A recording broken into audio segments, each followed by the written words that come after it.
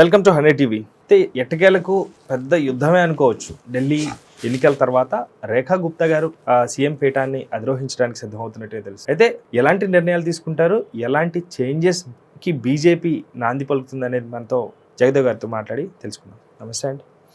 నమస్తే. సో ఢిల్లీ పీఠం అనేది మెయిన్ పీఠం అనుకోవచ్చు. ఇప్పుడు స్వాములు ఎంతమంది ఉన్నా గురుస్వామి అనే స్థానం వేరు. అలాంటన్నప్పుడు రాష్ట్రాలు ఎన్నున్నా కానీ ఢిల్లీ పీఠం అనేది వేరు.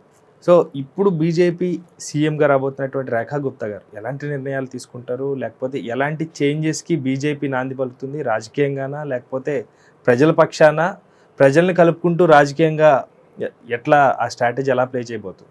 స్ట్రాటజీ అంటే ఖచ్చితంగా అది ఎన్డీఏ సమక్షంలో వాళ్ళు తీసుకున్న నిర్ణయాలు బట్టి ఉంటుంది. అంటే ఇక్కడ ఢిల్లీ పెద్దలు ఏదైతే బీజేపీ అధిష్టాన పెద్దలు ఉన్నారో వాళ్ళ నిర్ణయాలు మాత్రం చాలా అద్భుతంగా ఉంటాయి. ఎందుకంటున్నానంటే లాస్ట్ ఇయర్ జరిగిన రాజస్థాను తర్వాత హిమాచల్ ప్రదేశ్ అయినా వీటి ఎన్నికల్లో చూస్తే అక్కడ కూడా తక్కువ ఎక్స్పీరియన్స్ ఉన్న వాళ్ళకి ఫస్ట్ టైం ఎమ్మెల్యేగా గెలిచిన వాళ్ళకే ముఖ్యమంత్రి పీఠం అధిరోహించేలా చేశారు. ఇప్పుడు ఈవిడ కూడా ఫస్ట్ టైం ఎమ్మెల్యేగా గెలవడం, ముఖ్యమంత్రిగా ప్రకటించారు. రకరకాల యాంగిల్స్ ఉన్నాయి. ఇక్కడ చాలామంది బీజేపీ మీద విమర్శించే వాళ్ళు చెప్పే రూమర్స్ ఏంటంటే కొత్తగా అప్పుడే ఎదుగుతున్న లీడర్స్కి కానీ వీళ్ళు పగ్గాలు అప్పగిస్తే అధిష్టానం ముందు వాళ్ళు అయ్యా బాబు అన్నట్టుంటారు. లేదా సీనియర్స్కి ఇచ్చారనుకోండి వాళ్ళు కొంత వీళ్ళకి బెట్టుగా చేయొచ్చు, లేదంటే వాళ్ళకి నచ్చిన నిర్ణయాలు కొన్ని తీసుకోవచ్చు, మొత్తానికి ఇండిపెండెంట్ అయిపోవచ్చు. పోలిట్ బ్యూరో సభ్యులుగా కూడా ఉంటారు కాబట్టి పార్టీకి కొంచెం నిర్ణయాలు డిఫరెంట్గా ఉంటాయి. అప్పుడు వాళ్ళు కొంచెం విభేదించవచ్చు, ఆర్గ్యూ చేయొచ్చు అనే ఉద్దేశంలో చేస్తారు. అలాగని అన్ని సందర్భాల్లో అది కరెక్ట్ కాదు. ఇప్పుడు మహారాష్ట్ర దేవేంద్ర ఫడ్నవీస్ ఉన్నారు ఇంతకుముందు, ఆయన సీనియర్. తర్వాత ఇప్పుడు యోగి గారు ఉన్నారు, ఈయన సీనియర్. బట్ రాజస్థాన్ విషయంలో ఆయన భగన్లాల్ గుప్తా సంథింగ్. ఇప్పుడు ఈవిడ రేఖా గుప్తా కొత్త వాళ్ళు. ఈ కొత్త వాళ్ళకి ఇవ్వడం వల్ల ఓకే పార్టీ కష్టపడితే ఎవరినైనా గుర్తిస్తుంది, ఎవరికైనా ముఖ్యమంత్రి ఇస్తుంది, ఎవరినైనా మంత్రిని చేస్తుంది అన్న భరోసా కల్పించడం ఒకటి. రెండవది ఢిల్లీ పీఠంకి కేజ్రీవాల్ గారు 10 ఏళ్ళు పరిపాలించక ముందు షీలా దీక్షిత్ అనే ఒక మహిళ సుమారుగా 3 సార్లు పరిపాలించారు ఆవిడ కాంగ్రెస్ తరఫున. మేబీ ఢిల్లీ పీఠంకి ఆ సెంటిమెంట్ కూడా ఉండొచ్చు, ఒక మహిళ అయితే కంటిన్యూస్ గా మరలా బీజేపీ గెలుచుకుంటుంది అనే ఆప్షన్. రెండోది అది కాక ఇక మూడోది తీసుకుంటే మీరు అన్నారే ఢిల్లీ ఇది గురుస్వామి పీఠం అన్నట్టుగా, గురుస్వామి పీఠం విషయం పక్కన పెడితే ఇప్పుడు సామ్రాజ్యం ఇది, సామ్రాజ్యం చుట్టూ ఉన్న ప్లేస్ మాది కాదు, మిగతా యావత్ భారతదేశం అంతా మాదే అంటే ఎలా ఉంటుంది వాడికి? మీరున్నారు, మీ ఇంట్లో ఉన్నారు, మీ ఇంటి చుట్టూ ఉండే పార్కింగ్ ప్లేస్ ఏదైతే ఉందో అది మీది కాదు, ఊరు మొత్తం మీదే, ఆ ఒక్క సరౌండింగ్ మాత్రం ఇది కాదంటే ఎలా ఉంటుంది? అరే ఊరంతా ఉంది, ఇది నాకు కాపాడడం ఏంటి? ఇది దక్కించుకోవాలి కదా. ఇప్పుడు అది ప్రెస్టేజ్ అయిపోయింది ఎన్డీఏ కూటమి కానీ బీజేపీ కానీ.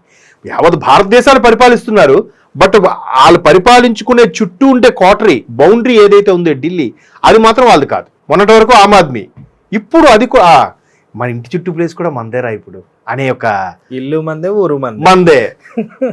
ఎగ్జాక్ట్లీ. సో అట్లాంటి కోసం వాళ్ళు తప్పించారు.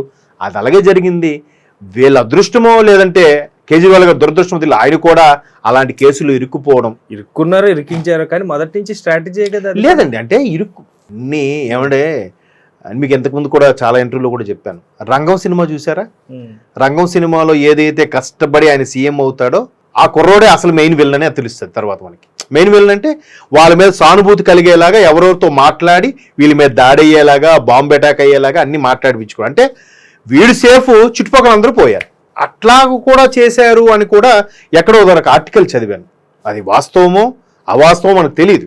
ఈవెన్ ఆయన పేరేంటి అన్నా హజారే లాంటి వ్యక్తులు కూడా ప్రొజెక్ట్ చేసుకుంటూ వీళ్ళు మంచి మార్కులు సంపాదించారు, బట్ ఆయన తర్వాత సైడ్ చేసేసారు. తర్వాత కిరణ్ బేడి గారిని కూడా అందులో ఉన్నప్పుడు కూడా కిరణ్ బేడి గారు కూడా కీ రోల్ ఉండేవారు, బట్ ఆవిడని సైడ్ చేశారు. ఇప్పుడు కేజ్రీవాల్ గారు ఒక్కరే కనబడుతున్నారు.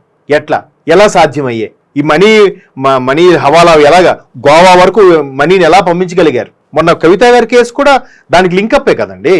ఢిల్లీ మాజీ ఉప ముఖ్యమంత్రి కానీ, ఢిల్లీ మాజీ ముఖ్యమంత్రి కానీ, వీళ్ళందరూ ఇష్యూ. సో అది ఇక్కడ బీజేపీ యొక్క హార్డ్ వర్క్, అదృష్టము. అక్కడ వాళ్ళు అలాంటి లిక్కర్ స్కామ్లో ఇరుక్కుపోవడం కూడా వాళ్ళకి బెడ్చుకుంటుంది. పైగా మూడోసారి అంటే ఎవరైనా ఏముందిలే ఇంకోసారి ఛాన్స్ ఇద్దాం ఎవరికైనా ఫీలింగ్ కూడా వస్తుంది కదా. సో అట్లా మొత్తం మీద బీజేపీ మీరు అన్నట్టు ఇల్లు మందే ఊరు మందే అన్నట్టుగా పాగా వేసింది. ఆ పాగా వేయడం కూడా ఒక మహిళ అయితే ఆవిడ కూడా చిన్న ఆవిడేం కాదు, ఆర్ఎస్ఎస్తో సత్సంబంధాలు ఉన్నాయి, భావజాలం ఉన్న వ్యక్తి, పైగా కాలేజీ డేస్ నుంచి కూడా కాలేజీలో యాక్టివ్గా ఉండే పర్సన్ అంట, మహిళా మోర్చాకు కూడా నాయకురాలుగా చేసిన వ్యక్తి. ఇట్లాగా ఇప్పుడు మాజీ ఉపరాష్ట్రపతి ఆయన ఎవరు, రామ్నాథ్ కోవింద్ గారు. నిజంగా చెప్తున్నాను, నేనైతే ఎక్కడో పుస్తకాల్లో ఇలా జస్ట్ ఇలా వినపడి వెళ్ళిపోయిన పేరే తప్ప రెగ్యులర్గా వినపడే పేరైతే కాదు రామ్నాథ్ కోవింద్ గారిది, మాజీ రాష్ట్రపతి గారు. అరే ఈయనకేంటి, ఈయన రాష్ట్రపతి చేసింది బీజేపీ ప్రభుత్వం ఏంటి, ఆయన ఒక్కసారి హిస్టరీ చూస్తే మళ్ళీ సంఘ పరివారు ఇవన్నీ ప్రభుత్వం కోసం, బీజేపీ కోసం, ఆ సంఘం కోసం పాటుపడి కష్టపడిన వ్యక్తుల్లో ఈయన ఉన్నాడు. పారేకరణ ఒక ఆయన ఉండేవాడు, ఆయన అంతే. ఇప్పుడు ప్రస్తుతం రాష్ట్రపతి ద్రౌపది ముర్ము గారు కూడా అటువంటి వ్యక్తే. వీళ్ళు ఎక్కడెక్కడ అలా పాయింట్అవుట్ చేసి ఎవరైతే పార్టీ కోసము, ప్రభుత్వం కోసము, దేశం కోసం శ్రమిస్తున్నారో వాళ్ళు పిక్ చేసుకుంటుంది, సడన్ గా బాంబ్ బ్లాస్ట్ చేస్తుంది. అరే రేఖా గుప్తా ఎక్కడ వెళ్ళి ఫస్ట్ ఎమ్మెల్యే ఈవిడికి ఎలా ఇచ్చేసారే అనుకుంటాం, బట్ దాని వెనక చాలా స్టడీ ఉంటుంది అంతే కదండి. దేశం మొత్తం మీద ఉంది పార్టీ, ఎన్ని సిఫార్సులు, ఎంతమంది రికమెండేషన్లు, ఇవన్నిటినీ తట్టుకొని నిలబడి ఒక మహిళకి ఇచ్చి అందరికి యాక్సెప్టెన్స్ చేయించారంటే చిన్న విషయమా? నార్మల్గా రాష్ట్రంలో అయితే ఒక గవర్నమెంట్ లేకపోతే ఆపోజిషన్ ఒకటి, ఢిల్లీ పీఠం అనేసరికి అక్కడ చూసుకోవాలి, సెంట్రల్ చూసుకోవాలి, స్టేట్ అంతా చూసుకోవాలి, స్టేట్ అందరితో కూడా సంబంధాలు ఉండాలి. ప్రతిదీ కేంద్ర బలగాలకి, కేంద్ర ప్రభుత్వానికి లింకప్పే. ఢిల్లీ స్టేట్ చేసే ముఖ్యమంత్రి ఎవరున్నా కానీ పేరుకి ఢిల్లీ రాష్ట్రం అయినప్పటికీ కూడా అందులో ప్రతిదీ కూడా కేంద్రానికి మిక్సప్ ఉంటది, లింకప్ ఉంటుంది. క్వార్టర్స్ కానీ, ఆఫీసులు కానీ, అడ్మినిస్ట్రేషన్ బ్లాక్స్ కానీ అదే కదా. అదే కానీ ఒక బెడ్రూమ్ ఇవి అంతే, ఎగ్జాక్ట్లీ ఒక బెడ్రూమ్ మాత్రం అంటే సెపరేట్ ఒక రూమ్ లాంటిది అంతే. మిగతా అన్ని రూమ్లకి వెళ్ళి రైట్స్ ఉంటాయి, అలాగని ప్రతి గది మీద కూడా ఆమెకి హక్కులు ఉంటాయని చెప్పలేం. ఎగ్జాక్ట్లీ అట్లా. సో చూడాలి ఎలాంటి నిర్ణయాలు తీసుకుంటారు. ఎందుకంటే చాలా ఇప్పటివరకు రాజకీయం ప్రతి స్టేట్లో ఎగ్జాక్ట్గా చెప్పాలంటే రాజకీయంగా కీ వాడాలి, అక్కడ కీ వాడాలి, లౌక్యం బాగా ఉండాలి చాలా. మరి చూద్దాం ఎలాంటి ప్రజాస్వామ్యం ఉండేది అక్కడే. ఢిల్లీ క్వార్టర్ కాబట్టి చూద్దాం సార్ ఏమవుతుందో. Thank you so much. Thank you viewers. Bye.